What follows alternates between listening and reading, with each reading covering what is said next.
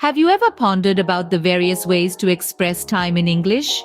Well, today we delve into the world of adverbs of time, those little words that help us indicate when something happens. They add more detail to our sentences and enhance our communication. First on our list is sometimes. This adverb suggests that an action doesn't always happen, but does occur now and then. For instance, consider the sentence, "Sometimes I like to go for a walk in the park after dinner." Next, we have occasionally. This adverb implies an action happens infrequently or sporadically. A sentence could be, "She occasionally treats herself to a spa day for relaxation." The third adverb of time is frequently. This means an action takes place often or repeatedly. For example, he frequently visits his parents on weekends. The fourth adverb, formally, indicates something that happened in the past or in earlier times. An example of this would be, she was formerly a teacher before she retired. Next up is previously. This adverb describes something that occurred before a particular time or event. An instance of this is, the house was previously owned by an elderly couple. Our sixth adverb of time is prior to, a more formal way to say before.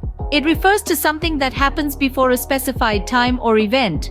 For instance, please complete the registration form prior to attending the workshop. Moving on to eventually, this adverb signifies something that happens in the end or after a long time. An example is, with dedication and hard work, he eventually achieved his career goals. Our eighth adverb is henceforth, which means from this time forward or from now on. Consider the sentence, henceforth, all employees are required to clock in using the new electronic system. The ninth adverb of time, simultaneously, refers to things happening at the same time or concurrently. An example is, the two teams worked simultaneously on different aspects of the project. Lastly, we have meanwhile, which also means at the same time. For example, she was busy preparing dinner. Meanwhile, he was setting the table.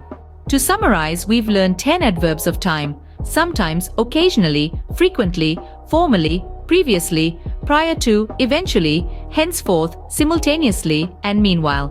Each of these adverbs helps us express time in our sentences, enriching our English language communication. Remember, enhancing your vocabulary is not an overnight process, but with persistent effort, you'll get there. Happy learning!